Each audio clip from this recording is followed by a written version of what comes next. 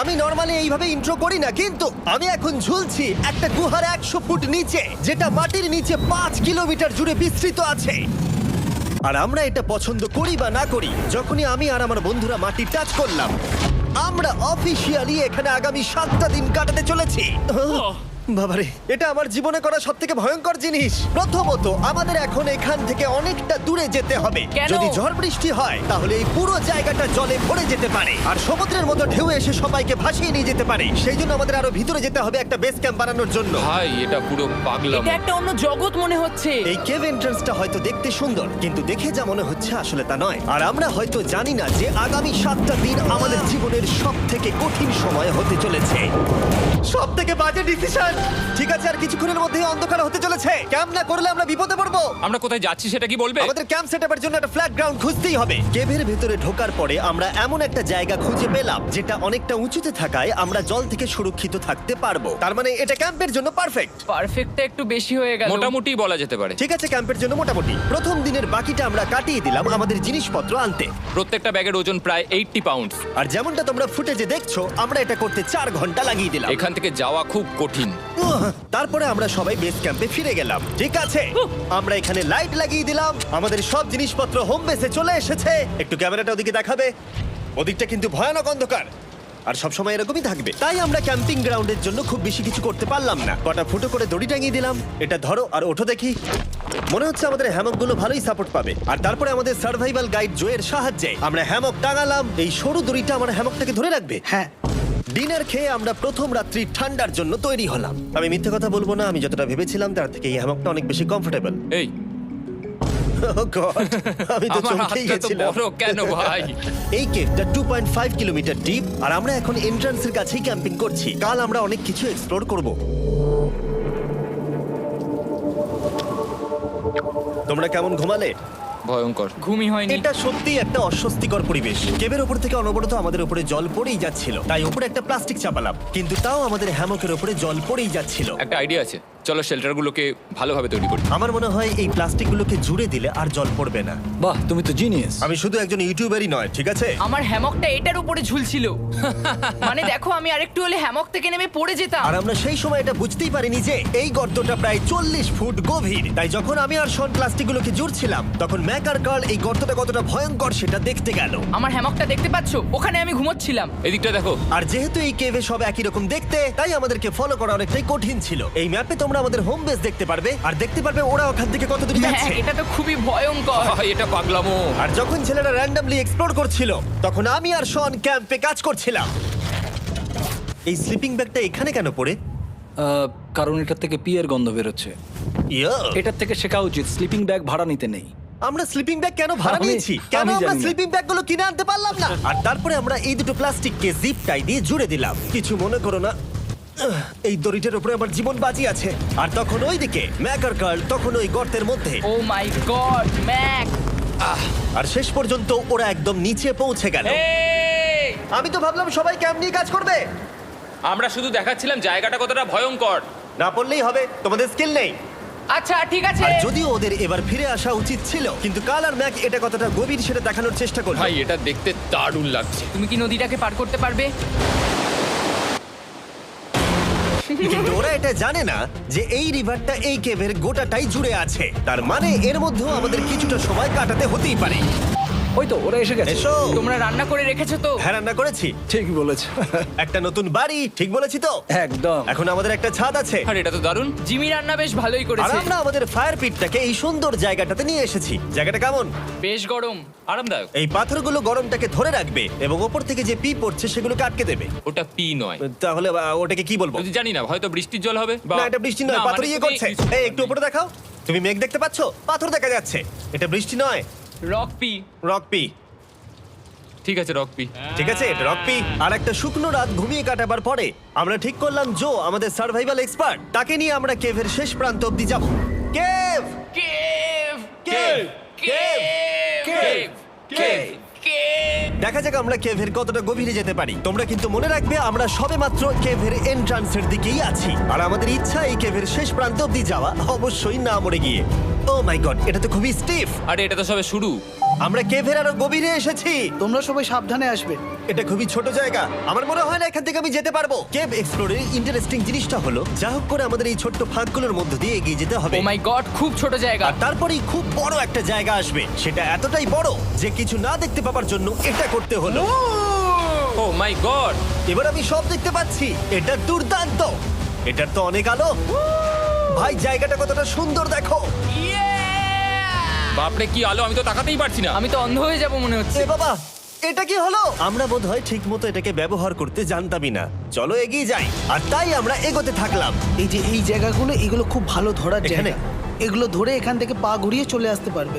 এইভাবে কি? হ্যাঁ, একদম পারফেক্ট। জো সব থেকে ভালো কেভ গাইড। এভাবে কেউ গাইড করতে পারবে না। ঠিক আছে, এইবার ব্যাপারটা ইন্টারেস্টিং হবে। কি?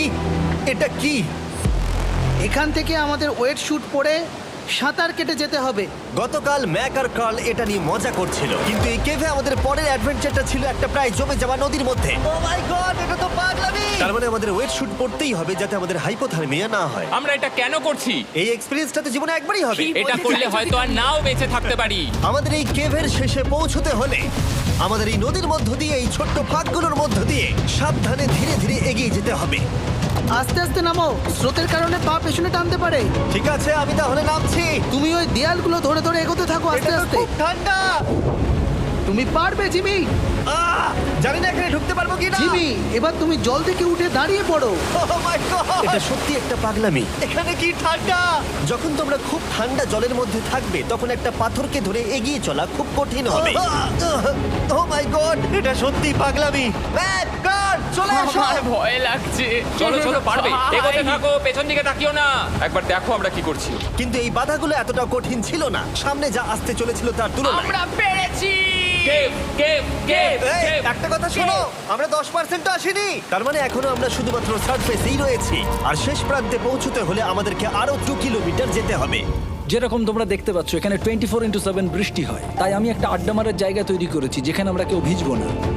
আমি ভাবছি আমি যদি এটা না বানাতাম তাহলে কি হতো। আমি নিশ্চিত যে ওদের একটা ভেজা পাথরের উপর শুতে হতো। আমাদের ক্রমাগত এগিয়ে যেতে হবে এবং শরীরটাকে ভিজে রাখতে হবে। ঠিক আছে। নইলে আমাদের শরীরের তাপমাত্রা কমে এটা যাবে। এতটা কঠিন কেন? সব থেকে বাজে ব্যাপার হলো আমরা যতটাই দিকে এগোবো ততটাই আমাদের পিছন দিকে ক্যাম্পে ফিরতে হবে। আমাদের পরের বাধাটা হয়তো জলের মধ্যে নয়, কিন্তু তার মানে এটা নয় যে সেটা সহজ হবে। আরে এটা কি মাকড়সার জাল? কিন্তু আমি মাকড়সা দেখতে পাচ্ছি না। তার কেন? মানে ওটা আমাদের উপরে আছে। আরে তোমার গায়ে, তোমার গায়ে। আমার বন্ধুরা বলতে বাজে। এই গেমটা মিস্টার বিস ভিডিওর মতো, যত এগোবে ততই কঠিন হবে।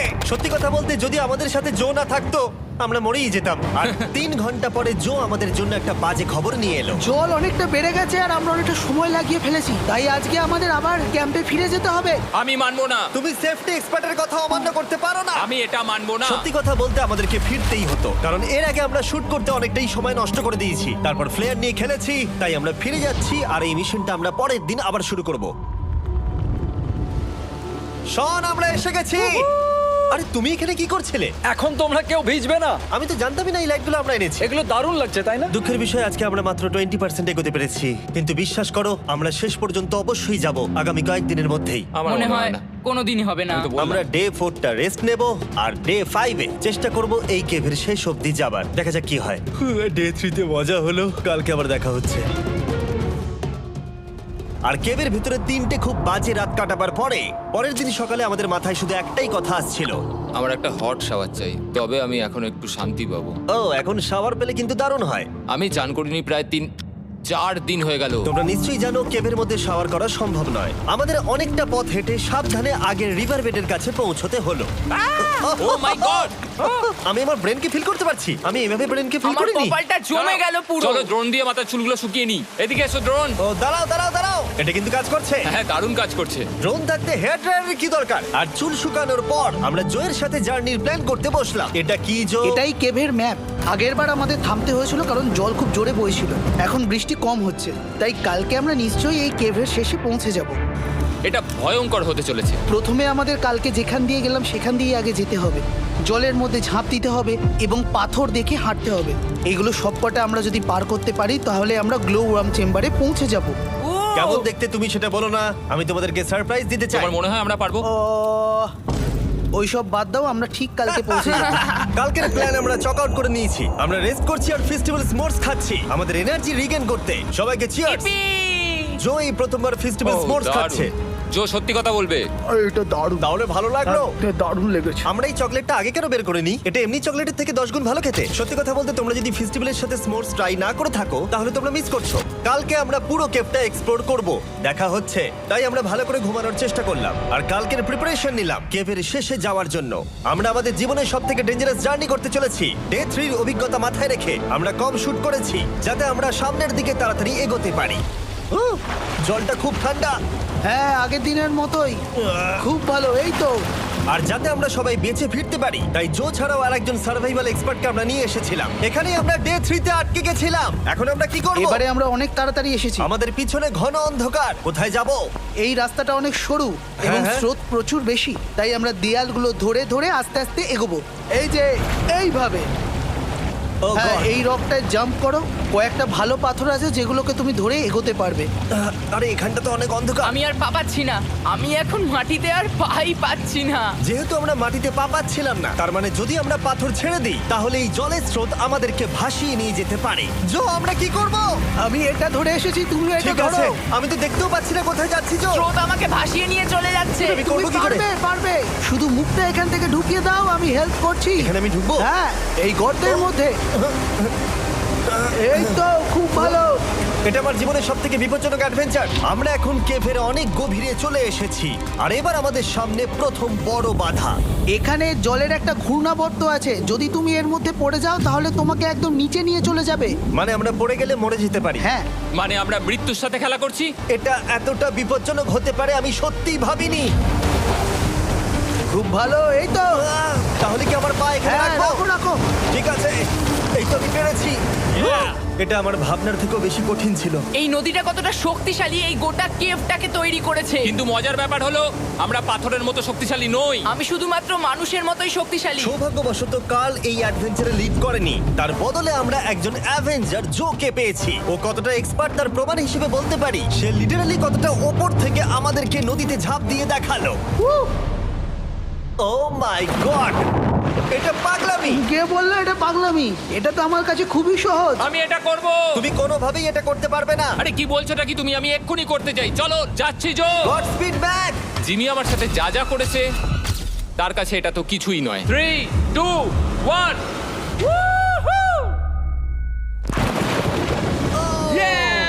তুমি করবে? না, আমরা না এগুলো শেষ পর্যন্ত যেতে পারবো না।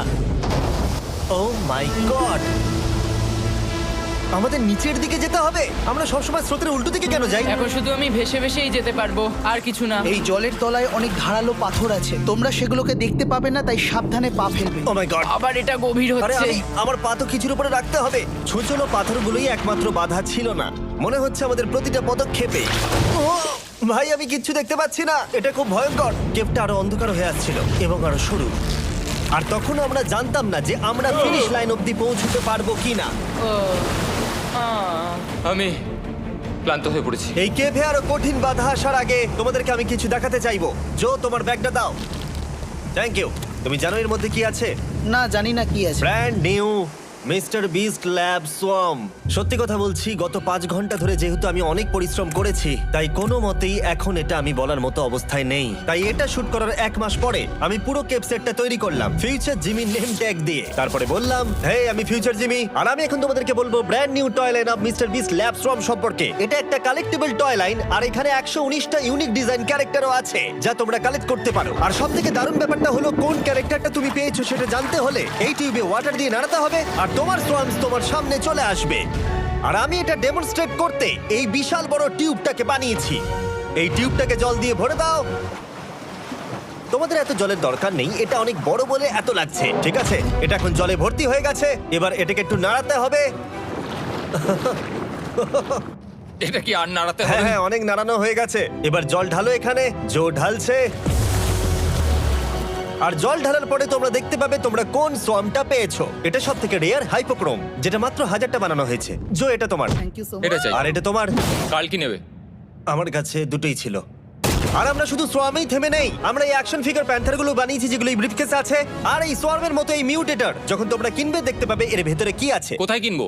ভালো হয়েছে জিজ্ঞাসা করলে। মিস্টার বিস্ট ল্যাব টয়েস এখন তোমরা পৃথিবীর সব জায়গায় পেয়ে যাবে। এগুলো সব বেরিয়ে গেছে, তোমরা গিয়ে কিনে নাও। আর কেবের মধ্যে অনেক সমস্যা পেরোনোর পরে আমরা ফাইনালি পৌঁছে গেলাম গ্লো ওয়ার্ম চেম্বারে। ভাই এবার খুব ভালো লাগছে। ঠিক আছে টিম, তোমাদের গ্লো ওয়ার্ম চেম্বারে স্বাগত। এ তো দারুণ। এটা দারুণ লাগছে। ভাই এটা পৃথিবী মনে হচ্ছে না এখানে একদমই। যে আলো তোমরা দেখতে পাচ্ছ সেগুলো আসলে ছোট্ট ছোট্ট বায়োলুমিনেসেন্ট গ্লো ওয়ার্ম তৈরি করেছে। এটা দেখতে অনেকটা মিল্কি ওয়ে গ্যালাক্সির মতো লাগছে। ওয়াও! আর এই মুহূর্তটা, এই ভিউ, সত্যি বলতে এই ট্রেকের সমস্ত ক্লান্তি যেন দূর করে দিল। এখানে অবধি পৌঁছানো যেন সত্যি একটা অ্যাচিভমেন্ট ছিল। কিন্তু এখন আমাদের যাত্রা শেষ হয়নি, কারণ আমাদের এখান থেকে এখন বেস ক্যাম্পে ফিরতে হবে। আজকে ডে 6 হতে চলেছে, এখনো ওরা আসেনি আর আমি খুব ক্লান্ত।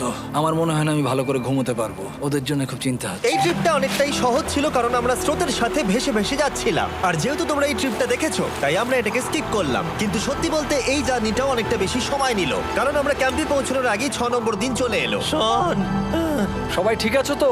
আমার খুব চিন্তা হচ্ছিল। Happy day 6। ডে 6 খুব ভালো। এনার্জি বাড়াতে আমরা আগুনের উত্তাপ নিলাম এবং ফাইনালি আমরা কিছু খেতে পেলাম। এটা খুবই অ্যাডভেঞ্চারাস ডে ছিল। কালকে দেখা হচ্ছে, মানে আজকেই হয়তো। এটা হয় ডে কোনোদিন 6 হবে না। নাকি আজকে, না আমি জানি না। এত বড় ট্রেক সম্পূর্ণ করার পরে শারীরিকভাবে চূড়ান্ত ক্লান্ত হওয়া সত্ত্বেও জানি না কেন কিন্তু আমি একদমই ঘুমাতে পারছিলাম না।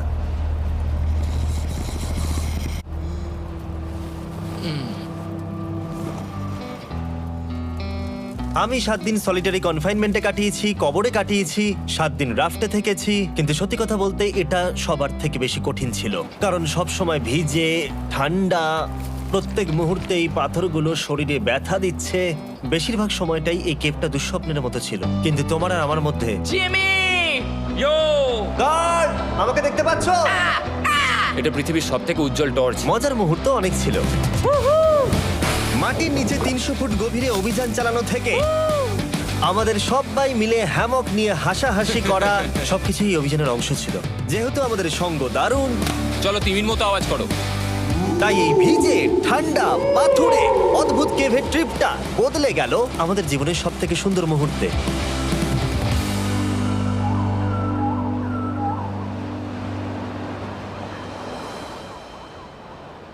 আমরা এখান থেকে যাব না যতক্ষণ না সবকিছু তোলা হচ্ছে। আর আমি সবকিছু বলেছি মানে সবকিছুই।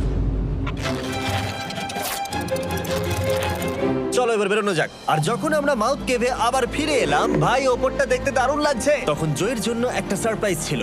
বেরোনোর আগে জো, আমরা তোমার কাছে কৃতজ্ঞ। তাই এই নাও 50,000 নিউজিল্যান্ড ডলার্স, 10,000 করে প্রত্যেক জনের প্রাণ বাঁচানোর জন্য। Oh my God, thank you so much Jimmy. Thank you Joel. Love you Joel! এবার আমাদের সব কাজ হয়ে গেছে, চলো বেরোনো যাক। 7টা দিন পরে আমরা ফাইনালি এখান থেকে